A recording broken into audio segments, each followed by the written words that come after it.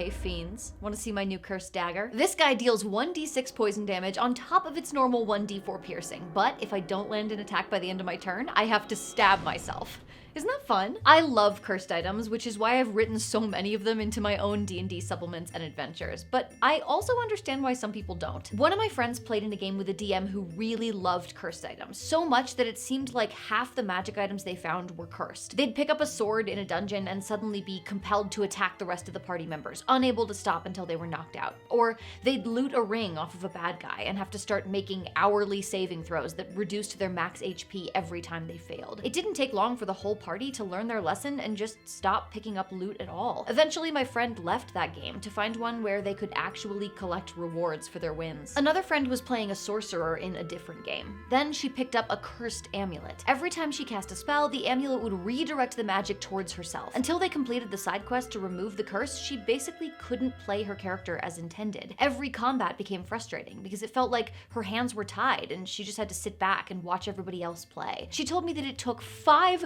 weeks of sessions to get the curse removed, and for that whole time, she dreaded this game every single week. The whole point of a cursed item is that it traps a character into some negative effect. Without that, it wouldn't be a curse. But it's also very, very easy for that dynamic to make a game less fun. So you're probably thinking, why do you love them so much then? Besides the fact that they have a great aesthetic, of course. When done right, cursed items can be an amazing addition to a game. They can make fantastic adventure hooks, they can be a key part of delivering important lore, and best of all, instead of taking away your player's agency, they can be used to give players a consequential choice. In short, they can be powerful tools for storytelling. So let's talk about how to make cursed items a hit for your campaign.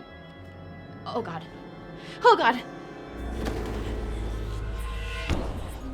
To understand how to do curses right, we have to first understand when and why they go wrong. And I'm gonna kick it off with a hot take. The rules for curses in D&D are terrible and make curses bad. Sorry. In case you aren't aware, here's how curses work in 5th edition. Any given item might include a curse section in its description, but this information is not provided to the player just yet. The Dungeon Master's Guide specifies that most methods of identifying items, including the Identify spell, fail to reveal a curse. Players don't learn the curse's effects, or even that the item is cursed at all until they attune to it, at which point they can't unattune without first breaking the curse. Once you're attuned to a cursed item, the solution is either boringly simple or a huge pain in the ass, depending on whether or not your party has hit 5th level yet. That's because there's a 3rd level spell available to clerics, wizards, paladins, and warlocks called Remove Curse, which allows you to unattune from the item. There are a few reasons that I hate all of this. First, in most cases, springing a cursed item on an unsuspecting player is not actually fun. It's a cheap gotcha, since players don't have the ability to tell if an item is cursed. I'm sure you guys are sick of me saying this, but removing players' agency is the fastest route to a frustrating or unsatisfying game. Second, if players don't have Remove Curse, this kind of occurrence can completely derail the game. Remember the story I told you of my sorcerer friend with the cursed amulet? If your only options are play with the curse even though it makes the game terrible, or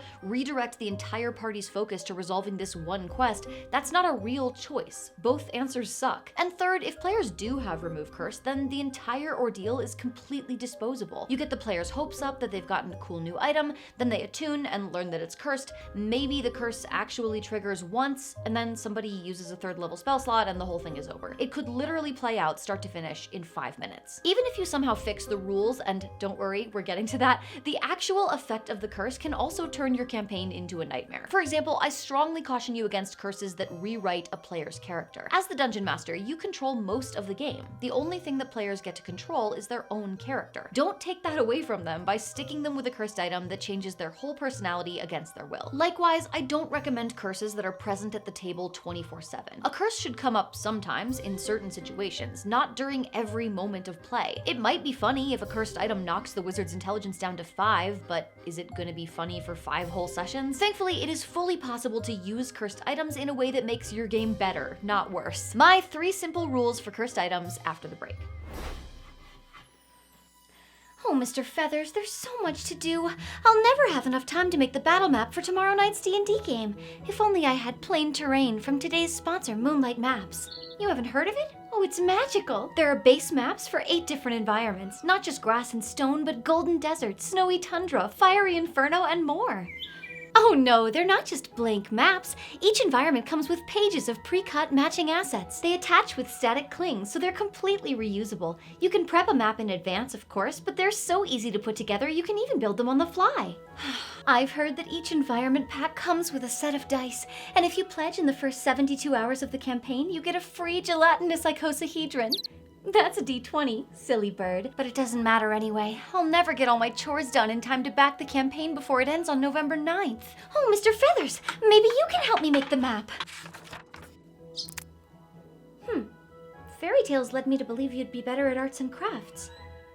I think I've managed to fix cursed items in D&D with just 3 rules. First up, bring players into the loop. Just give them information so they can make an intentional choice. I know the rules say that Identify can't tell if an item is cursed, but guess what? There's no rules police. You can do whatever you want. You can let players identify curses, especially if you know that your players are not the type to handle that sort of surprise well. Or if you want something a little less extreme, let Identify tell them that the item is cursed but not what the curse is. Or introduce a magic item that can recognize cursed items. Or an NPC who can give you information on cursed items for a fee. Now, I am not saying that you have to tell your players that an item is cursed. You can accomplish basically the same thing with good foreshadowing. In one of the games where I'm a player, we were exploring this ancient crypt full of restless dead who had been tortured and imprisoned. Hanging on the walls were these tapestries made of human flesh carved with gruesome warnings.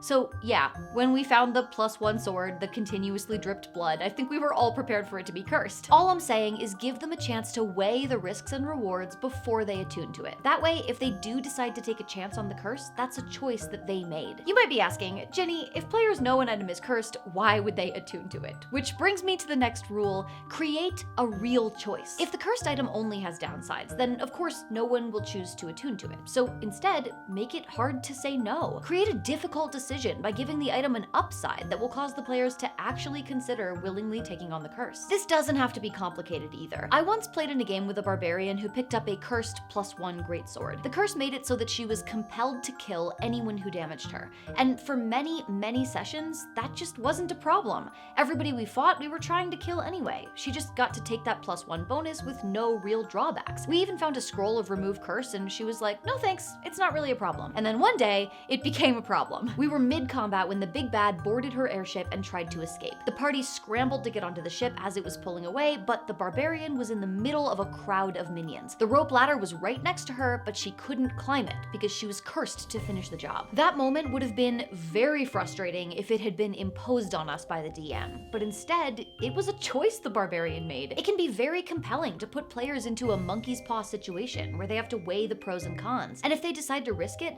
let them reap those rewards first. Trust me, it'll be so good when it finally comes back to bite them and they did it to themselves. The last rule is not about what you do with cursed items, it's about how. Don't overdo it. That means not saddling them with the results of the curse continuously, but instead creating occasional situations where the curse can come into play. That means making sure that your downsides are meaningful, but won't just straight up kill the character with no recourse. If it's deadly, it needs to also be avoidable so that they're making the choice to risk that result. And of course, that means not making every item cursed. Honestly, 1 cursed item is probably enough for your campaign, or at least 1 at a time. You don't want to break your players' trust, and if you keep throwing cursed items at them, they'll stop wanting to engage with magic items at all. And where's the fun in that? Like most good things, moderation will make it sweeter. 1 well-handled cursed item beats 20 shitty ones any day. Speaking of shitty cursed items, the ones in the Dungeon Master's Guide kind of suck, honestly, but great news, I just released a collection of cursed items for download on my Patreon. I don't know if you remember Nick, my changeling merchant character from a previous video, but you can get her character sheet and stat block,